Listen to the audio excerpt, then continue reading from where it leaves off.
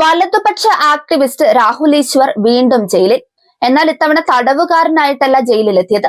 തടവ് പുള്ളികൾക്ക് സമ്മാനം കൊടുക്കാനായിട്ടാണ് രാഹുൽ ഈശ്വർ എത്തിയത്. പൂജപ്പുര ജില്ലാ ജയിലിലേക്കാണ് രാഹുൽ ഈശ്വർ സമ്മാന പൊതികളുമായി എത്തിയത്. പാലക്കാട് MLA രാഹുൽ മാങ്കൂട്ടത്തിനെതിരെ ലൈംഗികാതിക്രമത്തിന് പരാതി നൽകിയ യുവതിയെ അധിക്ഷേപിച്ചതിന് രാഹുൽ ഈശ്വർ 15 ദിവസത്തോളം ജയിലിലായിരുന്നു. കഴിഞ്ഞ ആഴ്ചയാണ് രാഹുൽ ജാമ്യത്തിലിറങ്ങിയത്. ഇതിന് പിന്നാലെയാണ് തനിക്കൊപ്പം ജയിലിലുണ്ടായിരുന്ന സഹതടവുകാർക്ക് ക്രിസ്തുമസ് സമ്മാനങ്ങളുമായി രാഹുൽ എത്തിയത്. വ്ലോഗർ മുകേഷ് M നായരും രാഹുൽ ഈശ്വറിനൊപ്പം ഉണ്ടായിരുന്നു. തടവ് പുള്ളികൾക്ക് നക്ഷത്രവും തൊപ്പിയും അടക്കമുള്ള ക്രിസ്മസ് സമ്മാനങ്ങളുമായിട്ടാണ് രാഹുൽ ഈശ്വറും മുകേഷ് M നായരും എത്തിയത്. ജയിലിന് മുന്നിൽ വെച്ച് വീഡിയോ ചിത്രീകരിക്കുകയും ചെയ്തു. എന്നാൽ സമ്മാനങ്ങൾ കൈമാറാൻ ജയിൽ അധികൃതർ സമ്മതിച്ചിട്ടില്ല. ഇതിനെതിരെ രാഹുൽ രംഗത്തെത്തുകയും ചെയ്തു. ഇത്തരം സമ്മാനങ്ങൾ നൽകുന്നതിന് നിയമപരമായി പ്രശ്നങ്ങളില്ല എന്നാണ് രാഹുൽ ഈശ്വർ പറയുന്നത്.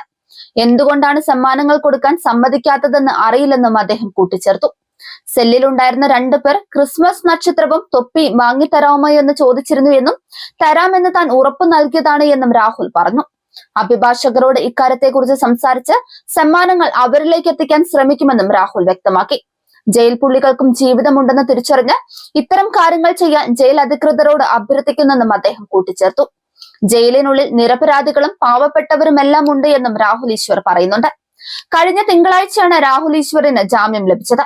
ജയിൽ മോചിതനായ രാഹുലിനെ മെൻസ് അസോസിയേഷൻ പ്രവർത്തകർ പൂമാലയിട്ടാണ് സ്വീകരിച്ചത്.